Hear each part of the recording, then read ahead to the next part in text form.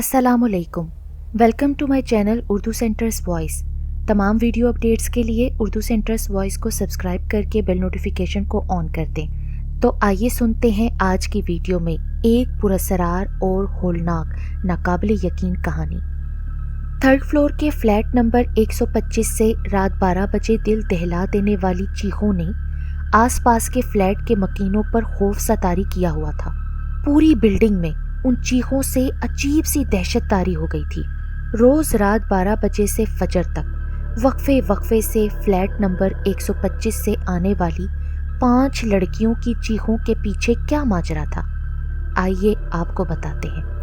2 हफ्ते हो गए शिफ्ट हुए, पर काम सिमटने का नाम नहीं ले रहा। माहम बेड पर बैठते हुए अपनी बहन आयशा से बोली, सही कह रही हो माहम, मेरा तो खुद थकन से बुरा हाल हो गया है। जोहा बेड पर लेटी शरारत से बोली। जोहा की बात पर माहम, आयशा और अलीना उसे गुस्से से घूरने लगी। इन 5 बहनों में सबसे काम चोर जोहा थी। निदा आपी, आप क्यों इतनी चुप चुप सी हैं? हम नए घर में आए हैं, जब से आप बहुत चुप सी रहने लगी हैं। सबसे छोटी अलीना निदा आपी को खामोश पाकर बोली, जो सबके दरमियान खामोशी से बैठी थी। नहीं चंदा, ऐसी कोई बात नहीं है। निदा आपी मुस्कुराकर छोटी बहन को टालते हुए बोली। रूही बेगम को अल्लाह ने 5 बेटियों से नवाजा था। सबसे बड़ी निदा, फिर माहम, आयशा, जोहा और फिर सबसे छोटी बेटी अलीना थी। अल्लाह ने बेटा कोई दिया नहीं था। अरशद साहब की अपनी 5 बेटियों में जान थी। रूही बेगम पहले ससुराल के साथ रहती थीं। कुछ दिनों पहले ही वो इस नए फ्लैट में शिफ्ट हुई थीं। 5 बहनों में इतनी मोहब्बत थी कि नए घर में भी 5 बहनों ने अपने लिए एक ही कमरा लिया। कुछ दिनों से सब महसूस कर रहे थे कि निदा आपी जब से नए घर में आई हैं बहुत चुप सी हो गई हैं। रात 3 बजे निदा आपी की खौफ से घबरा कर आंख खुल गई। 15 दिन से वो मुस्तकिल एक ही ख्वाब देखे जा रही थी कि वो दुल्हन का लाल लिबास पहने एक लड़के के पीछे भाग रही हैं, जो दूल्हा बना हुआ है। वो उसके पीछे बुरी तरह से दौड़ रही है। वो साइड टेबल पर रखे जग से ग्लास में पानी डालकर पीने ही लगी थी कि अजीब सी आवाज़ पर उछल पड़ी, और जब सामने निगाह गई तो उनकी खौफ से आंखें फट गईं। रूही बेगम ने अपनी 5 बेटियों को शॉपिंग के पैसे दिए थे। निदा आपी सारे के सारे एक ही रंग के लाल जोड़े ले आईं। रूही बेगम हैरान थीं, क्योंकि वो जानती थीं कि निदा को तो लाल रंग पसंद ही न था।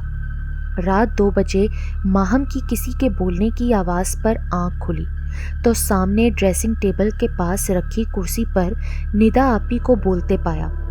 लाल लिबास में, सर पर दुपट्टा लिए हुए, फुल मेकअप में वो किसी से शर्मा शर्मा कर बातें कर रही थी।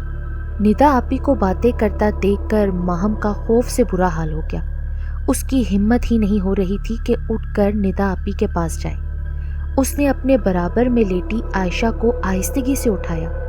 आयशा उठकर निदा आपी के पास गई। कमरे की लाइट जलाकर उसने निदा आपी को गौर से देखा, जिसकी आंखें लाल सुर्ख हो रही थीं। निदा आपी, यहाँ क्या कर रही हो? उठो यहाँ से। आयशा निदा को इस हाल में बैठे देखकर गुस्से से बोली, तुम्हें नजर नहीं आ रहा आयशा? मैं अपने दूल्हे से बात कर रही हूँ, अंधी हो क्या? जाओ, जाकर सो जाओ। निदा चीखते हुए बोली। इस शोर से अलीना और जोहा की भी आंख खुल गई। ये निदा आपी को क्या हो गया है? अलीना जोहा का खौफ से बाजू पकड़ते हुए बोली। रूही बेगम भी घबरा कर आवाज़ें सुनकर उनके कमरे में आ गई। अरे क्या शोर मचा रखा है इस वक्त तुम लोगों ने? अम्मी देखें ना, आपके दामाद आए हुए हैं और ये सब की सब बदतमीजी कर रही हैं इनसे। निदा नाराज़गी से बोली। अहमद, सलाम करें अम्मी को। निदा अपने बराबर में नादीदा हस्ती को देखते हुए बोली, अस्सलामुअलैकुम सास जी। भारी मर्दाना आवाज़ पर रूही बेगम चकरा कर गिर गई। कल रात से रूही बेगम निदा को लेकर परेशान और खौफजदा थीं। अरशद साहब से उन्होंने किसी रूहानी बुजुर्ग को निदा को दिखाने के लिए कहा। आज निदा को लेकर उन बुजुर्ग के पास पहुंचे थे। अभी उन्हीं बुजुर्ग ने उस पर पड़कर फूंका ही था कि निदा भारी मर्दाना आवाज़ में चीखी, खबरदार मेरी दुल्हन को कुछ किया और कुछ कहा, मैं इसका दूल्हा हूँ, मैं नहीं छोड़ूंगा इसको, ये कहकर निदा बेहोश हो गई। अरशद साहब, आप गोश्त नहीं लाए थे क्या? किचन में खड़ी रूही बेगम बोली। अरे आज सुबह ही तो लाया हूँ बेगम। अरशद साहब टीवी देखते हुए बोले। फ्रिज से गोश्त गायब था। रूही बेगम परेशान खड़ी हुई थी। रात प्यास की शिद्दत से रूही बेगम की आंख खुली तो कमरे में पानी ख़त्म देखकर वो किचन में आ गई। किचन से आती अजीब आवाज़ पर उनके कदम ठिठक से गए, मगर सामने के मंजर ने उनके पैरों तले से ज़मीन ही खींच ली थी। माहम फर्श पर बैठी गोश्त को दोनों हाथों से नोच नोच कर खा रही थी। उसके मुंह से खाते हुए बिल्लियों जैसी गुर्राहट और आंखों में बिल्लियों जैसी चमक थी। मुंह हाथ पर लगे खून को वो अब हाथ से चाट रही थी। रूही बेगम मुंह पर हाथ रखकर खौफ से अपने कमरे की जानिब भागी। रूही बेगम को अपने कमरे में यूं आता देखकर अरशद साहब की भी आंख खुल गई। उन्होंने सांस बहाल करते ही मियाँ के गोशगुजार सारा मामला कर दिया। दोनों मियाँ बीवी इस नई अफताद से बहुत बुरी तरह से खौफजदा हो गए थे। रात 12 बजते ही निदा बाहर जाने के लिए चिल्लाने लगती कि मुझे जाने दो, मेरा दूल्हा मुझे बुला रहा है। दूसरी जानिब माहम कच्चा गोश्त खाने के लिए मचलती रहती। रूही बेगम ने फ्रिज को ताला लगा दिया था। अम्मी, मुझे रोज़ ख्वाब में मायरा आपी दिखती हैं। वो मुझे एक गंदी गली में खड़ी होकर बुलाती हैं। आयशा अपनी माँ से रोते हुए बोली। मैं तंग आ गई हूँ अम्मी, रोज़ रात को मायरा बाजी मुझे ख्वाब में बुलाती हैं। रूही बेगम खौफजदा सी अपनी तीसरी बेटी को देख रही थी। असल में मायरा उनकी भांजी थी, जिसकी वफ़ात को 10 साल गुजर चुके थे। उस पर कुछ आसेबी असरात हो गए थे और उन्हीं असरात ने मायरा आपी की जान ले ली थी। जोहा बेटा, घर समेट लो, देखो किस कदर फैला हुआ है। रूही बेगम अभी अभी घर आई थी। आज वो सुबह से तीनों बेटियों को उनके रूहानी इलाज के लिए लेकर गई हुई थी। अरशद साहब भी ऑफिस गए हुए थे। अरे जोहा बेटा, समेट लो ना, सुन नहीं रही? रूही बेगम थकन से चूर सोफे पर लेटते हुए बोली। अच्छा, समेटती हूँ अभी।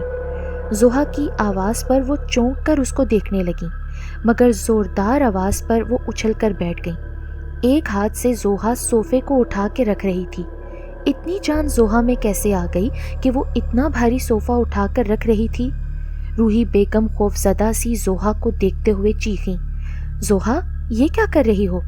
अम्मी जान, घर समेट रही हूँ। मर्दाना आवाज़ में जोहा बोलती एक एक हाथ से चीज़ें उठाकर इधर उधर कर रही थी। रूही बेगम ने जोहा का खौफ से हाथ पकड़ा तो उसने एक हाथ से माँ को धक्का दिया, जिस पर वो काफ़ी दूर जा गिरी थी। देखते ही देखते उसने पूरे घर का फर्नीचर उठाकर इधर उधर फेंकना शुरू कर दिया था। रूही बेगम का तो रो रो कर बुरा हाल था। अब सबसे छोटी बेटी अलीना हर वक्त चीखती रहती कि मुझे कोई मार रहा है, कोई पकड़ रहा है। अरशद साहब और रूही बेगम दिनों में बूढ़े लगने लगे थे। 5 बेटियों की अजियत ने उनकी कमर तोड़ कर रख दी थी। बहुत सी जगहों से इलाज कराने के बावजूद कोई फ़र्क ना आया था। अब रात 12 बजते ही निदा बाहर गेट की तरफ दौड़ लगाती कि अहमद आ गए हैं। माहम गोश्त खाने के लिए चिल्लाती। आयशा ख्वाब से डर कर चीखें मार कर उठ जाती कि मुझे जाने दो, मायरा आपी बाहर खड़ी हैं। जोहा पूरे घर का फर्नीचर उठाकर फेंकने लगती और अलीना ये कह कर चीखती रहती कि मुझे छोड़ दो, मुझे मत मारो, मुझे मत पकड़ो। अरशद साहब और रूही बेगम 5 बेटियों को संभालते संभालते निढाल हो जाते। फजर होते ही 5 बेहोश होकर गिर जाती। कैसी है आपकी बेटियों की तबीयत अब? बराबर वाले फ्लैट से महविश बेगम आई हुई थी। बस वैसी ही है। रूही बेगम इतना कहकर फूट फूट कर रोती। एक बात पूछूं, बुरा ना मानिएगा, आपकी बेटी किसी अहमद का नाम लेकर रात के वक्त चीखती है। पता नहीं कौन अहमद है महविश। मैं जानती हूँ कि मेरी बेटी की ज़िंदगी में ऐसा कोई इंसान नहीं है, पर जब से हम यहाँ आए हैं तब से ही इन 5 को कुछ हो गया है।